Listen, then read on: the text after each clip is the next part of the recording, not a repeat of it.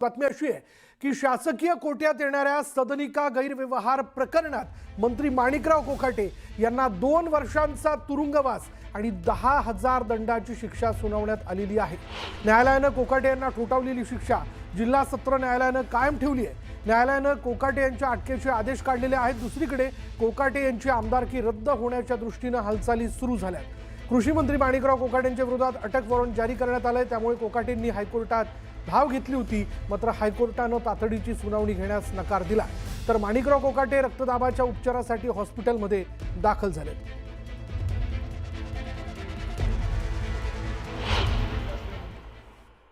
माननीय न्यायालयाने अतिशय स्पष्ट आदेश पारित केलेले आहेत। त्यानुसार माणिकराव कोकाटे मंत्री यांच्या विरुद्ध अटकेचे आदेश पारित झालेले आहेत। त्यांनी त्वरित पोलिसांसमोर शरण जावे किंवा पोलिसांनी त्यांना अटक करावी असे न्यायालयीन आदेश पारित झालेले आहेत। कलम 418 CRPC अन्वये मेहरबान कोर्टाने उचित कारवाई पूर्ण केलेली आहे।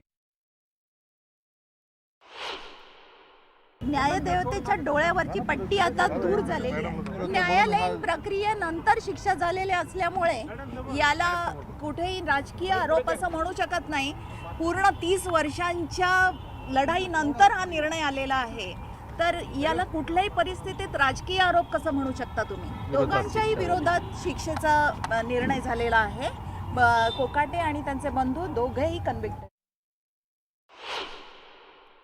आज संध्याकाळी अजितदादांची माझी ज्यावेळेला भेट होईल रात्री किंवा उद्या होईल त्यावेळेला त्या विषयावरती चर्चा होऊ शकते।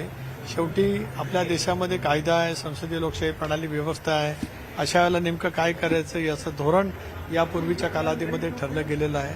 पक्षांतर्गत जो विषय असेल तो आज किंवा उद्या सकाळी त्या ठिकाणी चर्चा करून अंतिम केला जाईल।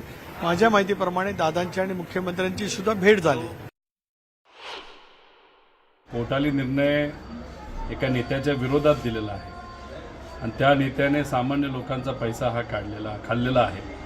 त्यामुळे अध्यक्ष साहेब या बाबतीत काय करतात बघावं लागेल, पण आम्हा सगळ्यांना असं वाटतंय आजच्या आज त्यांचा राजीनामा हा घेतला गेला पाहिजे। आणि जर नाही घेतला तर मग हे सरकार फक्त दाखवायसाठी स्वच्छ प्रतिमेचं आहे, पण खऱ्या अर्थाने हे कुठेही तिथं संविधान समजून घेणारं आणि पाळणारं नाही असं आपल्याला म्हणावं लागेल। मंत्रीच गायब झाला असेल तर मग सामान्य माणसं गायब झाली तर आश्चर्य काय? हे पोलीस डिपार्टमेंटनीच पळवलेलं आहे असं मी त्या ठिकाणी मानतोय। त्याला इतर कोणीच पळवलेला नाही, तर पोलीस डिपार्टमेंटनीच पळवलेलं आहे आणि कोकाटेंना असताना पोलिसांनीच लपवलेलं आहे आणि ते मुख्यमंत्र्यांच्या सांगण्यावरनं लपवलेलं आहे अशी परिस्थिती आहे। ज्याला 2 वर्षाची शिक्षा झालेली आहे त्याला आमदार, खासदार किंवा नगरपालिका, महानगरपालिका, जिल्हा परिषद असेल याचं सदस्य राहता येत नाही। तेव्हा कायद्याचा अपमान होणार नाही याची दक्षता देवेंद्र फडणवीस यांनी घ्यावी।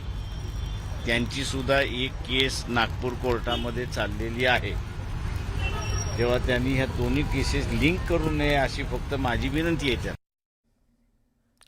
कोकाटे यांची उचलबांगडी झाल्यास संतोष देशमुख हत्या प्रकरणात अत्यंत गंभीर आरोपांची मालिका झाल्यानंतर राजीनामा द्यावा लागलेल्या माजी मंत्री धनंजय मुंडे यांची वापसी होणार का, अशी ही चर्चा राजकीय वर्तुळात रंगली आहे। दरम्यान धनंजय मुंडेंनी अमित शहांची भेट घेतली, त्यामुळे धनंजय मुंडेंच्या मंत्रिमंडळातील कमबॅकला उधाण आलंय।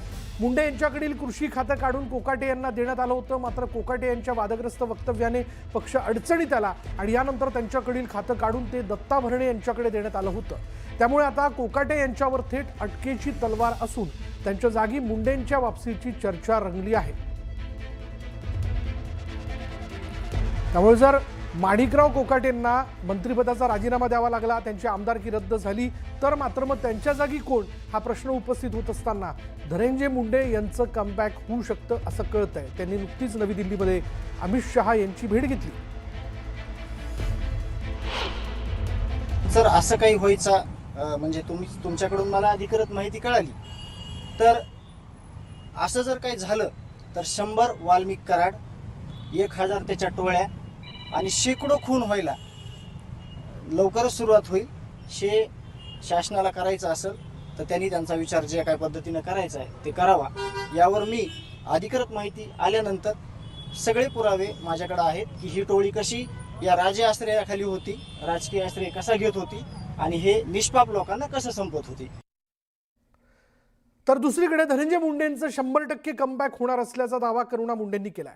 धनंजय मुंडेंना मंत्रिपद मिळणार असल्याची एक्सक्लुझिव्ह प्रतिक्रिया न्यूज 18 लोकमतला करुणा मुंडेंनी दिली आहे. हा 100% मला माहिती आहे. जसे मी एक डेट दिली होती अगोदर की धनंजय मुंडेच्या या दिवशी मंत्रिपद जाणार आहे, पण आता हे 100% माहिती आहे मला की त्यांना मंत्रिपद भेटणार आहे लवकरच लवकर. आणि जे कोकाटेचा जे राजीनामा घेण्याच्या जे घडामोडी सुरू आहे हे त्याच्यासाठीही सुरू आहे. त्यांच्या जे मंत्रिपद आहे त्यांनाही देणार आहे. माझे पक्षाची भूमिका मी पुढे ठरू, क्योंकि या गोष्टीचा मी पूर्ण निषेध करणार आहे आणि मोठ्या प्रमाणामध्ये निषेध करणार आहे. आणि येणारे शनिवारी मी सगळे 50-60 पक्ष जितके माझ्यासोबत येऊ शकतात या गोष्टीसाठी ते सगळे एकत्र करून मी पत्रकार परिषद घेऊन आपली भूमिका मांडणार आहे.